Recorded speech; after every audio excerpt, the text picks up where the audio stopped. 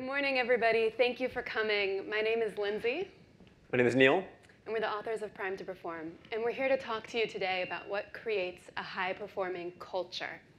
But before we talk about what creates a high-performing culture, we have to talk about what creates a high-performing individual. So I'm going to ask the audience, do any of you have kids? Anyone have high-performing kids? Who has a kid who's 18 months old or older?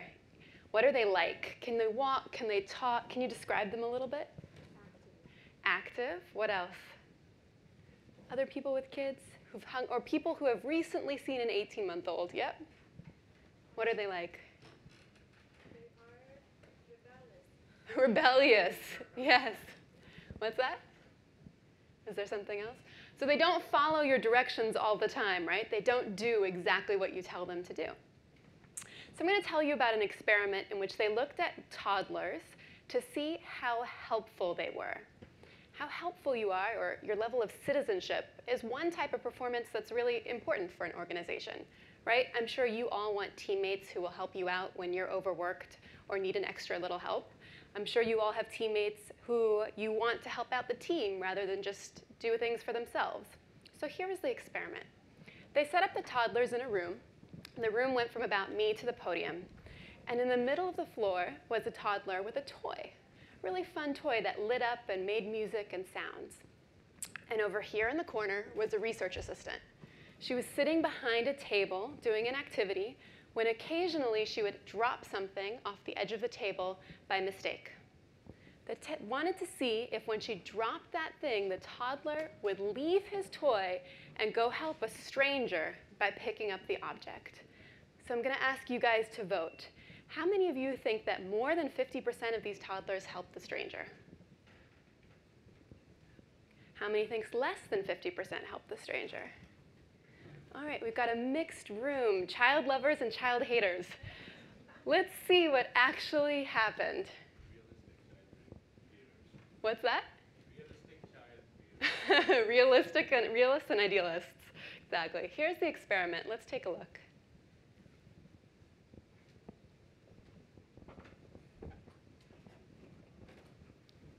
The researcher is folding papers.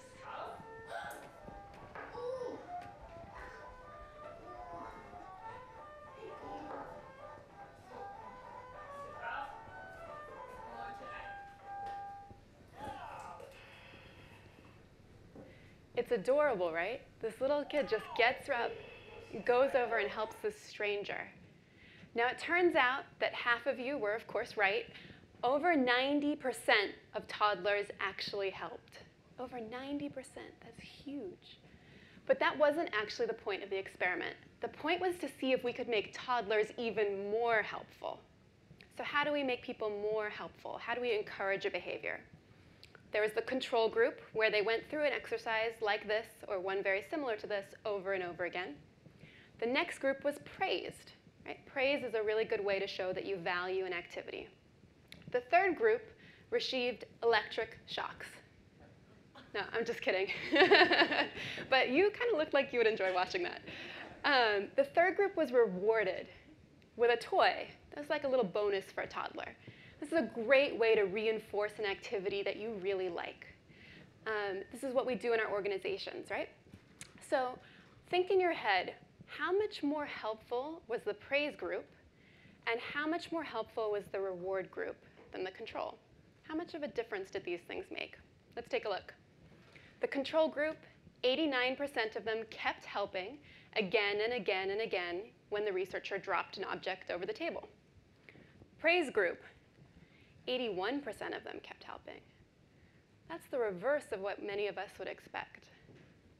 The reward group, 53% of them kept helping. A dramatic drop from something that we think is going to increase performance. We're all taught with our families and our organizations to use things like praise and reward to reinforce and encourage the type of performance that we like. But it doesn't work exactly the way we expect. This should come as a surprise to many people, because when we've seen organizations, hundreds of organizations, praise and reward are the dominant strategies of how they try to drive performance. Just for fun, I want to show you what a child looked like who was in the reward group. Now keep in mind, this kid looked like just just the other one, popped up, helped out the stranger. But this is what it looks like when he was trained with rewards.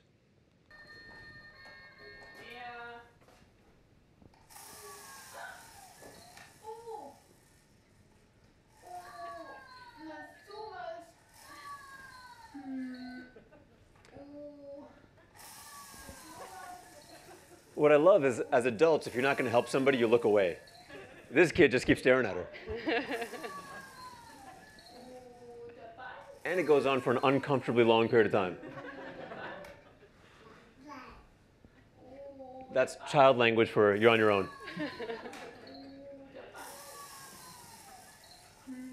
And there you go. What we learned from this experiment, and at this point, thousands of others, especially with regard to our core question, how do we build a high-performing culture? What we learned is that we actually have to answer 3 different questions to get there. The first question we have to answer is, what is performance? In the case of this experiment, they looked at citizenship, something that few people would actually treat as part of performance. The second question we have to ask ourselves is, what drives performance? What is that psychology that drives the highest levels of performance? And the third question we had to answer was, how does culture play a role in that? So we're going to do that in the course of these in the course of this conversation. We're going to answer these 3 questions. But let's start with, what is performance? To answer that question, I'm going to share with you an anecdote that we pulled out of history. We love this anecdote because it really shares the nuance of performance. This story takes place in 1805. It's 1805, we're in continental Europe. During that time, Napoleon had amassed the dominant army of the day. And with his army, he more or less conquered Europe. But while Napoleon had the dominant army of the day, anyone guess what the British had? They had the dominant navy of the day. And as long as the British had the dominant navy, Napoleon could never land troops on the island, never conquer it. So Napoleon had just conquered Spain.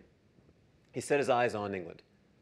He created an armada where he combined the Spanish and French fleets. What we're about to talk about is the Battle of Trafalgar. So Jeopardy question of the day. Anyone guess who the commander of the British fleet was during the Battle of Trafalgar?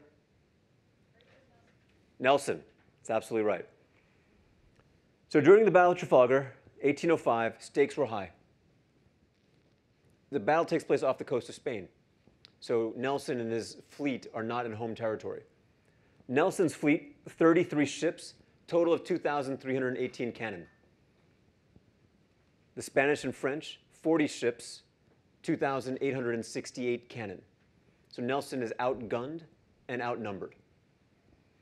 At the time, typically naval warfare was a sign of strength against strength. The 2 fleets would float up against each other in parallel lines. They'd shoot at each other until somebody got tired of it. Then they'd go limping off. There's a reason for that. It sounds silly, but there's reasons for that. One was concentration of firepower. All your cannon are facing sideways, so it makes sense to line them up. You want to avoid friendly fire. The other reason was more subtle. So imagine this. You're an admiral. You're commanding 33 ships. You're in the middle of a battle. You want to issue commands to the other ships. How do you do that? Any guesses? Yeah, flags.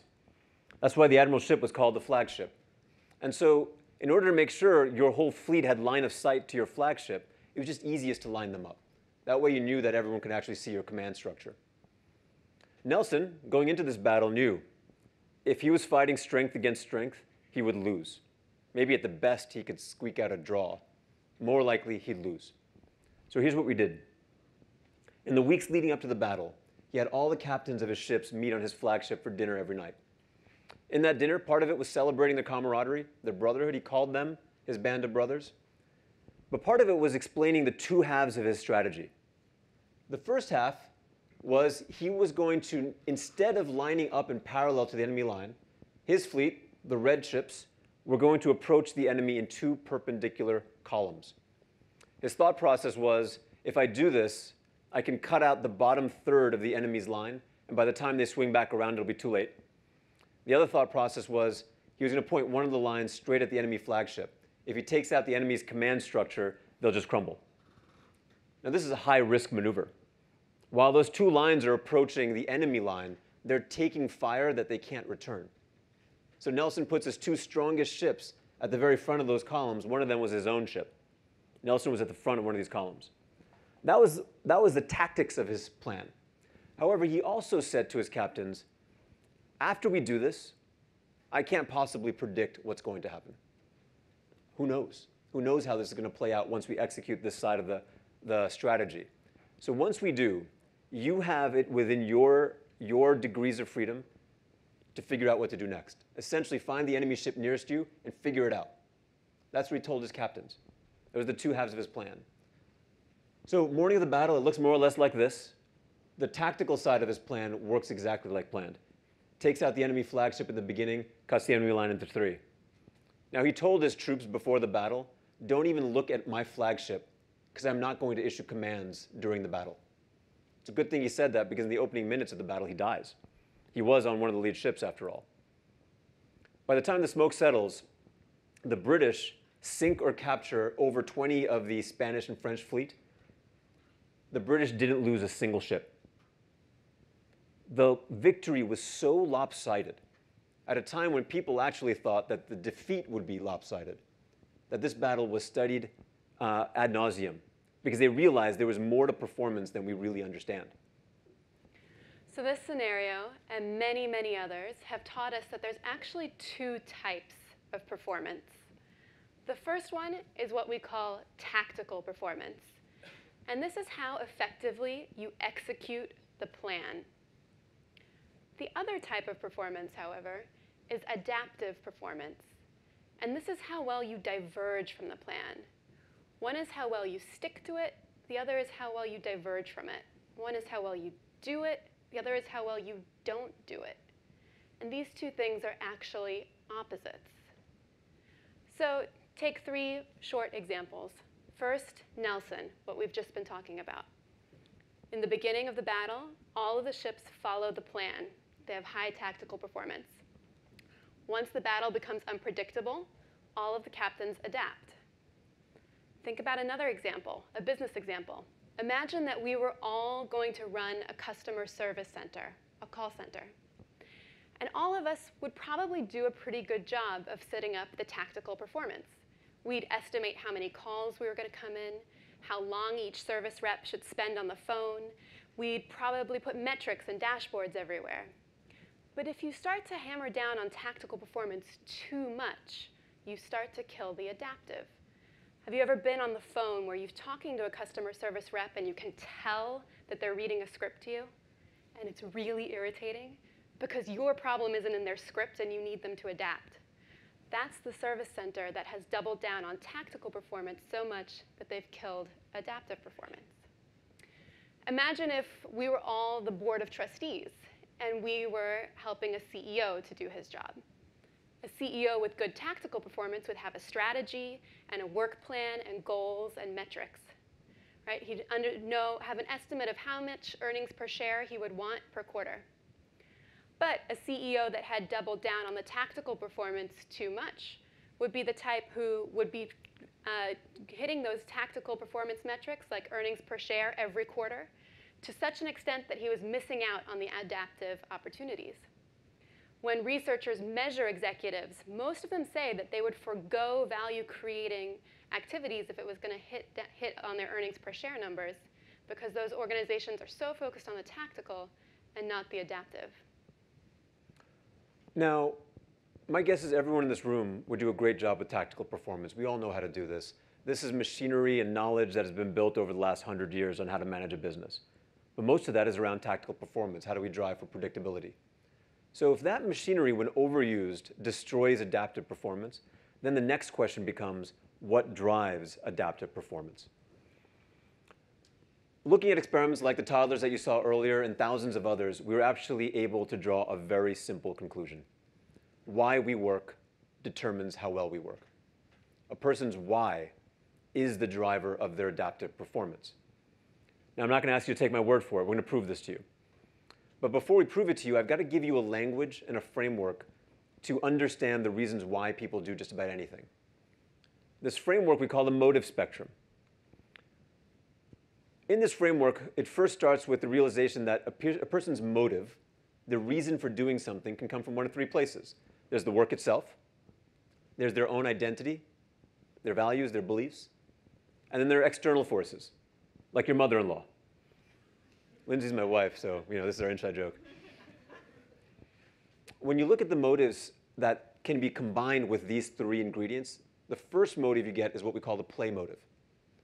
The play motive, the motive itself is symbolized by this circle. For the play motive, the motive is the work itself. The work is its own reward. Think of a hobby that you do. Hobby like woodworking or photography or a sport. Nobody pays you to do it. You're not doing it for any particular reason. You just enjoy doing it. Think about why kids play. That notion of self-directed learning, curiosity, experimentation, exploration. That's the play motive. One step removed from play is what we call the purpose motive. Purpose motive, now the circle is a little further to the right because unlike play, which is the work itself, purpose is when you identify with or believe in the outcome of the work. Play is the work itself. Purpose is the outcome of the work that you actually identify with. The next one is what we call potential. Circle's a little further over to the right. Because with potential, you found that the work enhances your potential. So a second or third order outcome of the work actually benefits your own identity, your values, your beliefs. That's why the circle's a little further to the right. So a teacher at play enjoys creating lesson plans, tending to the classroom, engaging with students. A teacher with purpose does it because he feels like he believes in educating children. A teacher with potential might say, I want to be a school administrator one day, and this is a stepping stone to getting there. These three motives are all connected to the work itself, so we call them the direct motives. They're directly connected to the work itself. The next we call emotional pressure. Circle is now disconnected from the work itself, so think about guilt.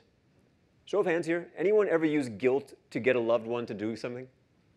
Show of hands, guilt. We've all done it. We've all done it. If you think about that, let's say I guilt Lindsay into taking out the trash. She might take out the trash, but she's not doing it for play purpose or potential having to do with that activity. She's doing it to alleviate the guilt. The motive is now separate from the activity itself. Peer pressure, FOMO, sense of disappointment, these are all versions of emotional pressure. The next is what we call economic pressure. It's when you're doing something to gain a reward or avoid a punishment that's now separate from the work itself. And then lastly, you get inertia. This is my favorite one. It's when you ask somebody, why are you doing what you're doing? And they say, I don't know. I'm doing it because I did it yesterday, because I did it the day before, because I did it the day before that. I'm doing it because I'm doing it. You'd be amazed by how much inertia there actually is in the workplace. These three we call the indirect motives. When we've studied performance through this lens, we've been able to conclude two things. The first is the direct motives increase adaptive performance, and the indirect ones destroy it. The second thing we were able to conclude is the closer the motive is to the work itself, the more powerful. Play is the most powerful, then purpose, then potential. Inertia the most destructive, then economic pressure, then emotional pressure. Those two findings are so consistent, we can boil it into a single concept called TOMO. TOMO, short for total motivation, occurs when your culture maximizes play, purpose, potential, and minimizes emotional pressure, economic pressure, and inertia. A low TOMO culture does the opposite. It makes people's motives emotional pressure, economic pressure, and inertia, and actually reduces play, purpose, and potential. So we're going to take a look at these motives in action. So I don't know about you guys, but I've always loved doing math problems. I was the nerd in elementary school who would stay and play with the bricks and the math puzzles during recess instead of go out and play sports. I think these guys were too. So I'm going to ask you guys to do a little math problem in your seats. I'm not going to call on you. It's just for yourself. I'm going to show up a grid of numbers, and there's going to be two numbers that add up to 10. And I want you to find those two numbers. So here we go. The two numbers that add up to 10.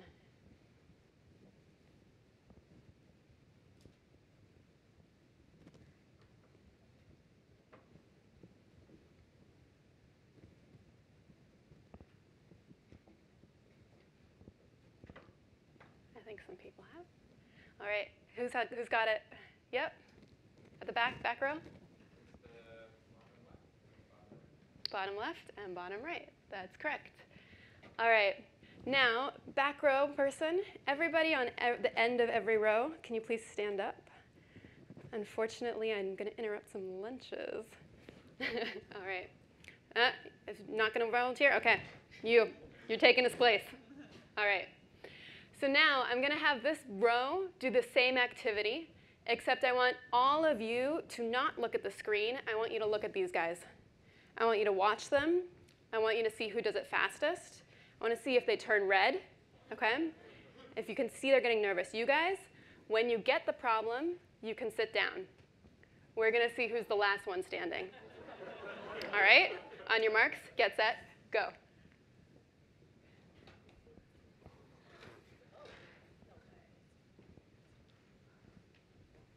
We usually have people write down their answers because we often find people cheat just to sit down.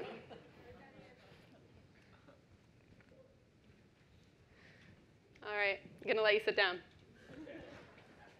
It's worth noting that this guy, sorry, I don't know your name, was one of the first people to solve it the first time. Mm-hmm. Yep. So what happened here?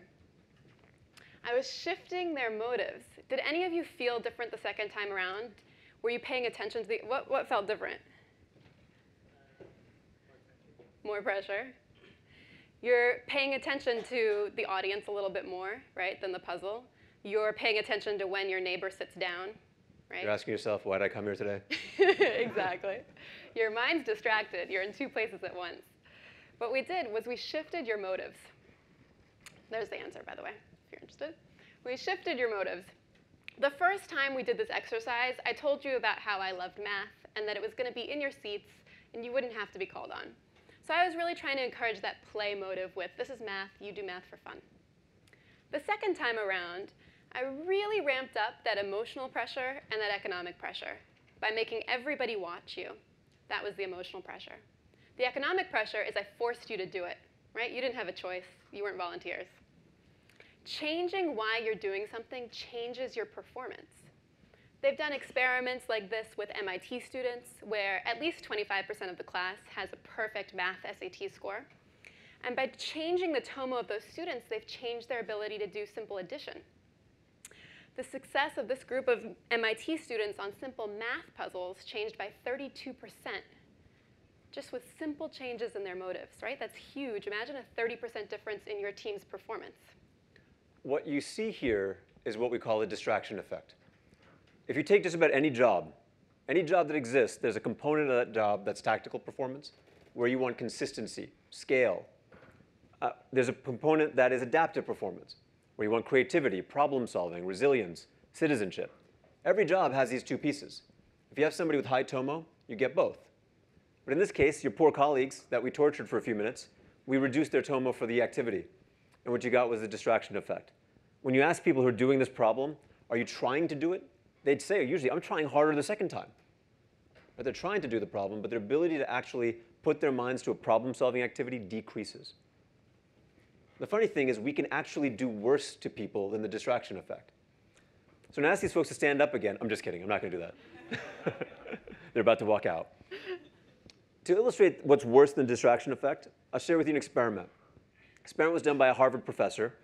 She gathered a group of poets in her laboratory, professional poets. She was going to have them write a haiku, a very short poem, all on the topic of laughter. So they had the same topic, the same word count. However, before they were to write their poems, she had one group of them read a list of indirect reasons for why they're a poet. So reasons like, I continue to write poetry because I don't want to disappoint a mentor of mine. Or I continue to write poetry because I once heard of another poet who made a lot of money after publishing.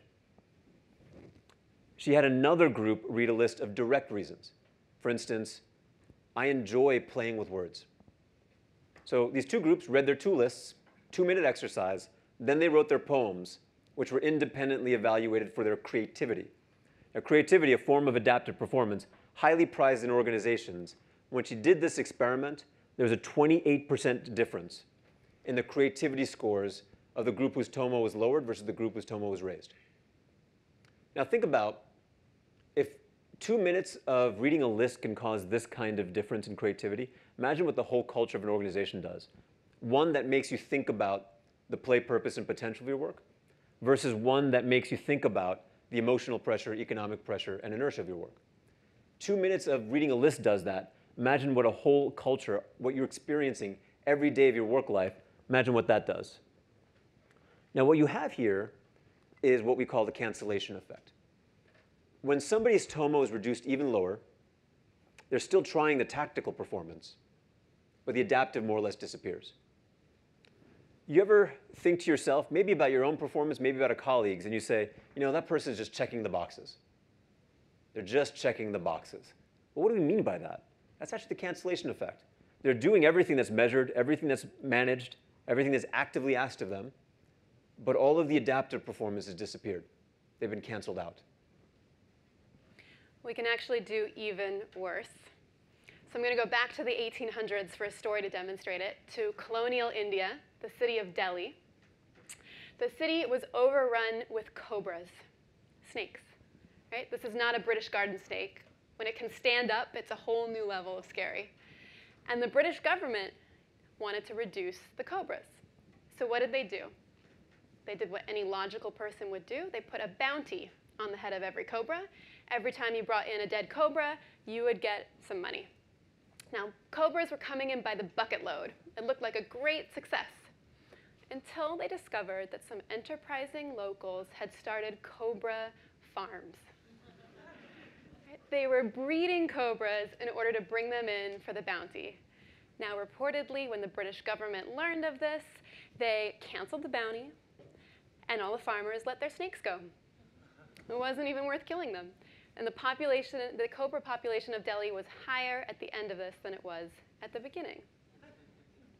So what's happening here? This cobra effect, an unintended consequence, looks like this. Tactical performance still looks high. You've got dead snakes coming in by the bucketful, right? Adaptive performance is low. And you've got a whole new type of performance, maladaptive performance, which is high. The people in the system are doing everything they can to meet the target that you've set for them, but they'll take any shortcut or any short way of doing that. They're going to alleviate the pressure as quickly as possible. So this happens all the time in business, right? For example, have any of you been on hold in a call center and you hear the phone connect and then the line goes dead? You heard that? It's not actually usually a technical glitch. Like, we can get people to the moon, right? We can route a call these days. What's usually happening in the call centers that we work with is those call center reps are measured by the average time they spend on each phone call. And they can see their average handle time going up and up and up.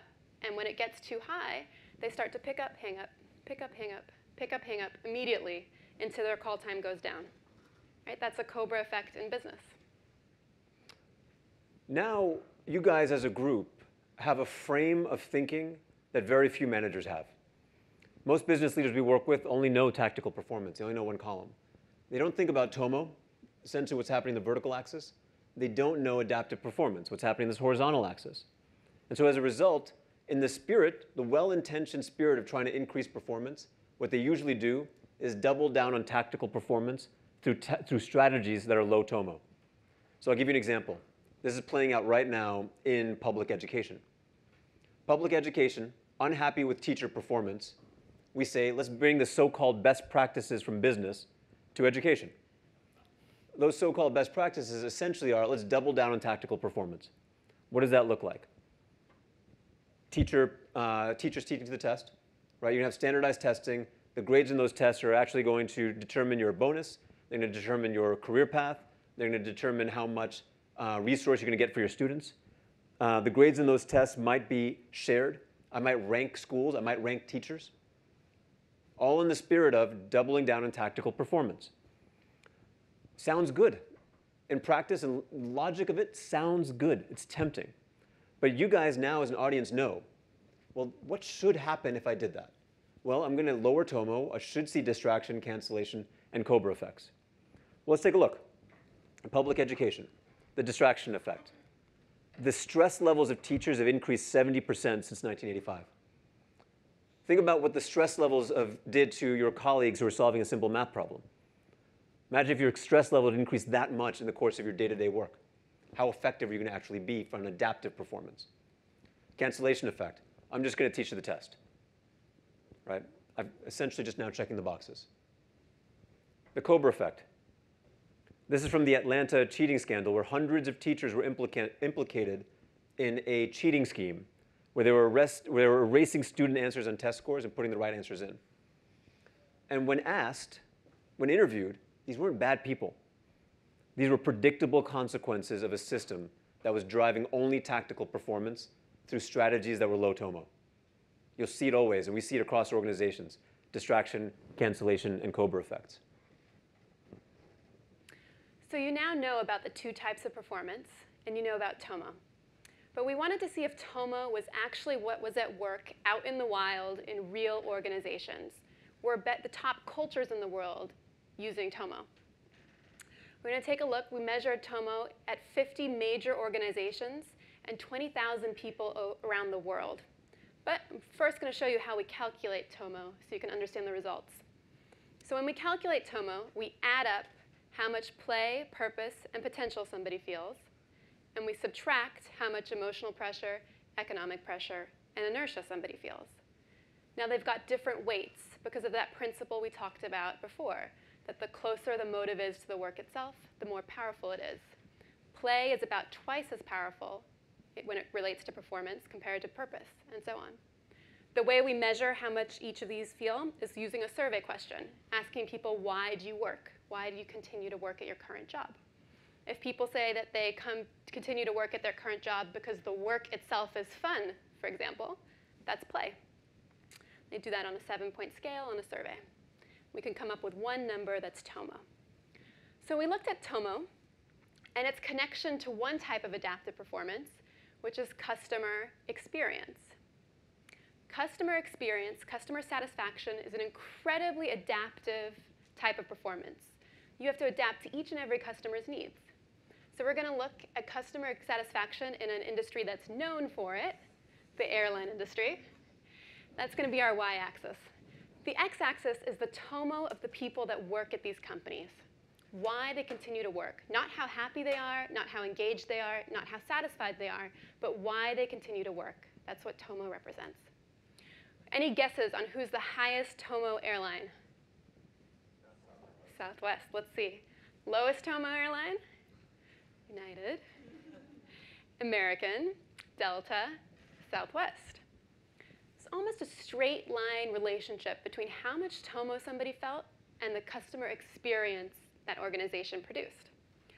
Now this is amazing given that this airline industry has almost the same planes, right? The same terminals, the same type of food. It was TOMO that was driving this difference. Let's take a look at another industry. Grocers. Who is the highest TOMO grocer? Trader Joe's, yep. So let's take a look. Albertsons, Safeway, Walgreens, Kroger, Whole Foods, Trader Joe's. Again, almost straight line relationship. Retail industry, guesses? Who's the highest TOMO? Nordstrom's. Let's take a look. Walmart, Sears, Gap, Home Depot, JCPenney, Macy's, Target, Lowe's, Dillard's, Costco, and Nordstrom. Even in an industry where strategies can be very, very different, right? You have different price points, different products, different store layouts. The TOMO of the people in the stores drove 40% of the variance, which was this incredibly tight relationship. What's incredible is, in each of these cases, you guys knew in your gut who the high TOMO company would be. But for the longest time, we'd look at a Nordstrom, we'd look at a Trader Joe's, we'd look at a Southwest, and we didn't know what was happening. We didn't know how to think about it, how to measure what the frame was. It's very difficult to take those lessons and actually bring it to your own organization. Now we know, it's TOMO. TOMO is driving their adaptive performance. Now if we look at customer satisfaction, we should see in customer satisfaction the importance of balancing tactical and adaptive. So TOMO should predict it. What about salesmanship? I'd actually argue great salesmanship is also the balance of tactical and adaptive. Right? Tactical for where do I need consistency, the adaptive of where do I want to pivot around each individual. So if that's true, we should, in theory, see a connection between TOMO and salesmanship. So in this particular case, branch-based financial institution, we measured the TOMO of salespeople, divided them into two groups, negative TOMO and positive TOMO. And we measured their sales performance. And what we saw was a 28% difference based on a factor that not only did this organization not know existed, but a factor that when you actually examine their culture, they were actively taking steps to reduce, all in the spirit of tactical performance. Let's look at another example. This one was done by an academic where he looked at telesales. So this is now call center-based sales, where he went to a call center, measured the tomo of the people there, divided them to 4 groups. Low tomo, so low direct, high indirect. Medium, low direct, low indirect. There's the other medium, high direct, high indirect. Remember, these are like a seesaw. And then there's finally high tomo. He's looking at their average revenue produced per hour now. At this stage in this conversation, you guys should be able to predict, at least directionally, which one's the worst performer, which one's the highest performer. So let's take a look. Low tomo, $234 per hour, $251, $285, $375. 60% difference from the low tomo group, which was by number the largest group. All from a factor that they didn't even know existed. Now, because of all of this research, we can actually define culture. When most people talk about culture and what culture is, they'll say things like, oh, it's a set of values and behaviors that a community has. That's nice if you're an anthropologist studying cultures. But if you're a CEO, business leader, manager, and you're trying to build a high-performing culture, there's nothing you can really do with that. You can't really engineer that. What we've concluded is that culture is the ecosystem of processes that affect your people's tomo. Culture is the ecosystem of processes that affect your people's tomo. So what are all of these processes that affect tomo? Let's take a look. So we're going to put across the top of this tomo scores. Tomo is on a scale of -100 to 100, so this is a slice of the spectrum. And down the left-hand side, I'm going to put the different processes and how much it swings tomo. When we ask people what process or what piece of your organization most affects tomo and most affects culture, people usually tell us it's your leader. It's all about the leader. And it turns out it's actually not true. Any guesses on what has the most impact? Your peers? Well, that's one guess. Anything else? Manager? All right. I'm not going to make anybody stand up if they volunteer. The most important thing was how your role was designed. When you had a job that was well designed, you would have a tomo score all the way over there on the right. When your job was poorly designed, it would be all the way on the left. It was an 87-point swing in somebody's tomo. That's huge. Huge, huge swing from the way your role is designed. Next came your organizational identity. This is not just whether you have a mission statement and values painted up on your wall, but whether your people actually lived and breathed those values. The next was your career ladders. Right? Many organizations design career ladders so that it is a fight to the death. Right? It's a tournament. For me to win, you have to lose. That's an example of a low tomo career ladder process. The next is your sense of community. Then came workforce planning. Do you have the time and resources to actually meet your objectives? Leadership was next. Still, 50-point swing, which is huge. Compensation, governance processes, and finally your performance review system. What we found is that all of these affect tomo quite materially. We also found that they all work together. You have to actually think about these as an ecosystem.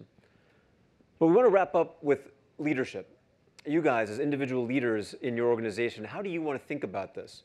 And then see if you have any questions about that. When we double-click on just leadership, like the rest of the magnets, you can actually start to say to yourself, does the leader actually use direct motivators or indirect motivators? Now, we looked at leaders based on what behaviors they had, and then we measured the tomo of their subordinates. And we found, well, you can have a leader that uses or doesn't use direct, uses or doesn't use indirect. So one type of leader, we call them quid pro quo. They don't really focus on play, purpose, and potential. Everything is either about shame, guilt, or sticks and carrots. You do this, I give you this. What we found is that the average tomo of that leader is about a -1. It's a pretty ineffective leader when it comes to driving tomo. The next type of leader is the one that does neither. What's interesting about this one is this is what I was. Before we studied this research, before we actually analyzed all this, I knew that quid pro quo was bad. And so my mindset was, I'm just going to give my people lots and lots of space, let them do what they need to do, and I'll only step in if there's an issue. That leader is actually not direct and not indirect. They're hands off. Now, the tomo of that leader, theoretically, should increase, does. The subordinates of those people have, on average, a tomo of around 11. Then there's a leader that does both. They are trying to drive play, purpose, and potential, but they're also using sticks and carrots and emotional pressure and even inertia.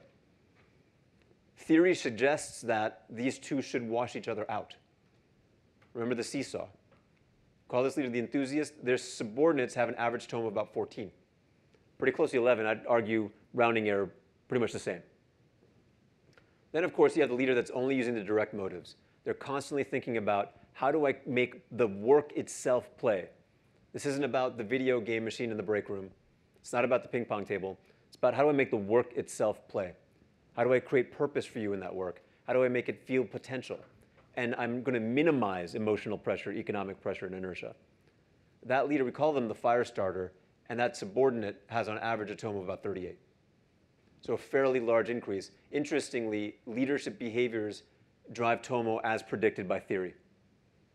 So the first thing that you guys should think about as leaders is, are you on the journey to be that fire starter? Are you on the journey to say to yourself, you know what, I'm going to keep practicing, I'm going to keep experimenting, I'm going to keep trying to reduce the emotional pressure, economic pressure, and inertia of my people, and replace it with play, purpose, and potential. This is a lifelong journey. This is something that we, having studied this now for a long, long time, are still trying to learn, still trying to master. The first question you have to ask yourself is, are you on that journey?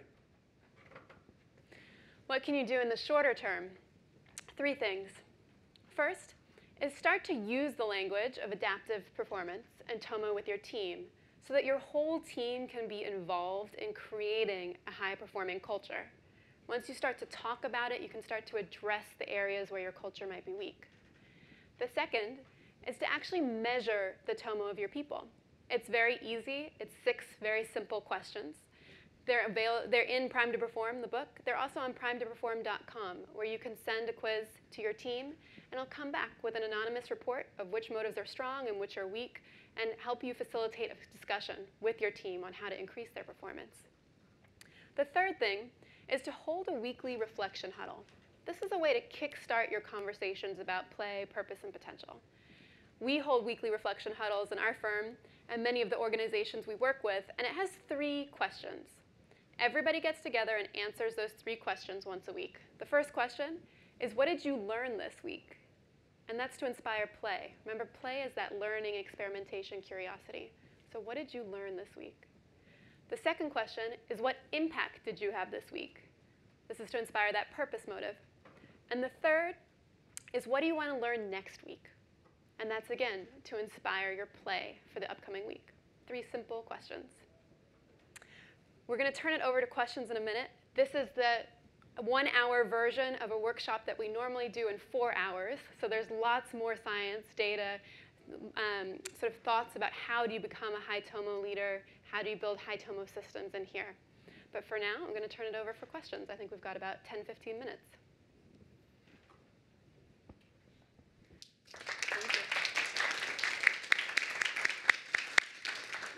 So I have 2 closely related questions. One, you have this set of questions that you send out in a survey. Did you do any form of experimentation to figure out what questions better fit? And the second question is, you seem to have these particular weights for the different categories of motivators, right? And did you actually fit this to some data set? And what data set did you use? Let's take the 2 questions one at a time. On the actual questions themselves, we've done a lot of research to try to find questions that work best in a generic context. So we kind of tested lots of different questions to figure out which ones work the most generically the best. However, when we work with organizations, we don't want them to be dogmatic to our language, because every organization is a little bit unique. How people respond to different words is a little bit unique. So for instance, in one project, we worked with a Middle Eastern cable company. And the way we ask the economic pressure question just simply did not work in the Middle East. And so we had to derive a new question and do some research to figure it out. Our encouragement is you could start with what we've got, but don't be dogmatic to it. In terms of the weights, similarly, our goal with the metric was to create something that was as predictive as we can make it in a general context, generically predictable, fit theory, was easy to calculate, and resulted in a scale that was easy to interpret. So our scale, the TOMO scale that we created, goes from -100 to +100. which is similar to the Net Promoter Scale that a lot of organizations use to think about their customers. And so when we derived those weights, we essentially did a bunch of stats around the surveys that we created and the performance that we've measured. Those weights were the ones that were best fitted to those stats, but also met the other criteria. That makes sense. Thank you. There you go. We're doing Oh, this side? there's two microphones. Cool. Yeah. There we go. We'll swap. Thanks for the talk. In your slide about toward the end where you had different aspects of culture and the swing, that first one about the shape of the role, can you elaborate more about kind of the specifics of what it is about role design that directs that swing to one side or the other, right? It's not just having a role designed, but how that design is structured. Yeah. The very simple answer is we look at whether the role encourages or inspires play and purpose. Those are the two big things that many jobs are missing. So imagine a job that inspires play.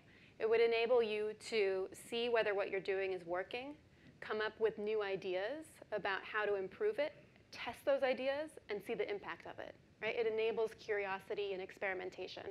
I'm guessing all of us have been in jobs where we sit in a cube, we work on a PowerPoint slide, and we throw it over the desk, over the cubicle wall to our manager, and we never see it again. Right? We don't know what worked. We don't have an opportunity to innovate or experiment.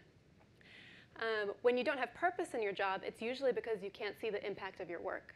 Can you go and see how it's making a difference to organizations? So examples of both. Play on the Toyota production line. You would think that an assembly line job, manufacturing cars, would have very little play. But Toyota enables their people to actually come up with new tools or new ways of doing their job while they're working on the line. And they have a group of folks that will go and make that tool when they have an idea and bring it back so they can test it. That's a way of having play in that job. Purpose, for example, at Medtronic, which creates a lot of healthcare tools, they actually go and see those tools in action in surgery so that they can see the impact of their work. And also it inspires play. They can see what's working, what's not working. Thank you. Yeah, thank you. What if you have a report who just states that his motivation is purely, reward-based or praise-based? So he cares about whether managers think he's doing a good job and whether the company is paying him enough, and doesn't understand other people who are motivated by play. And is it someone that's on your team or someone that is managing a team? Let's just say that I have a friend who has someone on I that have a team to friend. pretend that it's not me. A lot of people have friends, I noticed, in these talks. Yeah. What we've noticed in our research is people are notoriously bad at self-identifying how motives drive their own performance. Yep. So what we see a lot is organizations do the following. They know there's something that's not working with their culture. They don't know that play, purpose, potential even exist. So they ask their people, what would it take to make this culture better? And their people say, less work and more money. Yeah. That's a very common practice. We see it play out over and over and over again. People are pretty bad at self-identifying their own motives. So in our work, we don't advocate asking your people what they want, actually. It's not particularly helpful. Because play, purpose, potential drive performance consistently. It is essentially a human instinct. So even if your person says, this is what I want, this is what people want, it doesn't actually change what actually drives performance. And when we have folks like that, we've often been brought into organizations because an executive would say, Neel, our CEO is a bit toxic. This is what he believes. People just operate on sticks and carrots. What we normally do with those folks is we share with them the science, the data, the research, and the language, the tools, the framework. And sometimes we'll make that CEO get up and do math in front of his colleagues. And by the time that's done, they get it. They get it. Okay. So for example, we've been able to measure TOMO among hedge fund portfolio managers and proven that TOMO is what's driving their highest performers, not money. Or there's been research done in investment banking, right, where maybe the reason you go into that industry is for the money, but when you look at who's the highest performing once they're actually there, it's who's getting up on Wednesday morning and doing the best work. It's the person that's finding the play and the purpose and the potential. Okay, so your recommendation to my friend is show him the data. Yeah, and help them understand that there's a frame of thinking that's more nuanced than just poke and prod your people. Yep. And once people understand that frame of thinking, they start to self-identify. they start to see it in the world around them. Okay, thank you. So my question is related to the general corporate way of managing employees. So across several companies working for like more than a decade, what I've seen is that, all right, those who do well are rewarded with indirect ones, and those who do worse are actually rewarded with more specific objectives that they have to complete within the time. If they don't, then they're thrown out or something like that. So typically, both are going indirect, right? Like those who did very poorly now have, hey, your job will be thrown gone if you don't do this, this, this. You have to do exactly like that. So high on tacticals, right? And those who did well, oh, you did so well, here's your reward. That's what happened to Toddler. Toddler probably thought like, hey, it's not playful anymore. I'm getting something. Maybe I don't want it. So what's going on? Am I in a company which is completely bogus? Have I been in company which are completely bogus and they have no clue what is going on, or why is that like that? Yeah, it's a good question.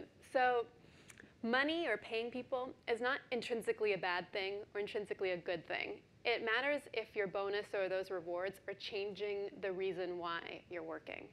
So a counterintuitive example is we measured sales commissions and to see if how sales commissions affected somebody's TOMO. And before this talk, you probably thought, oh, sales commissions are a great thing. At this point in time, you might be saying sales commissions are probably a terrible thing. But what it turns out is that, excuse me, contact lens. I think you need to take over. The contact lens is falling out. So what it turns out, adaptive performance, what it turns out is that when, there you go, right? Exactly. Is that when you have somebody with a sales commission who very much believes that their work is doing the best thing for their customers, that sales commission actually increases their TOMO. Because they're not doing it for the commission anymore. They actually believe in what they're doing. The commission is just gravy. Now your question is, why are there so few great cultures? Like I'd kind of flip your question around, right? So many of the organizations you work with were using sticks and carrots to motivate high and low performers. Well, the problem is that one, this research is actually pretty cutting edge. The research that we've come up with, this frame, this thinking, this data, is only a few years old. We both had MBAs. We both went to big consulting firms. The practices that we learned and executed were low TOMO. And we try it, you get a very short-term blip in performance because tactical performance is quick. You don't notice that what you just did actually destroyed adaptive performance. You don't notice it because you never had a language for adaptive performance. It's harder to measure. It's harder to see. And if it did go down, you didn't even know what caused that. And so you kind of throw your hands up in the air and you say, oh, it's just because we're big. Well, Southwest is big. Nordstrom is big. It's not that. It's that we just simply didn't understand TOMO and adaptive performance. Any other questions? All right. Thank you, everybody, for coming. We really appreciate it. It's a pleasure to be here.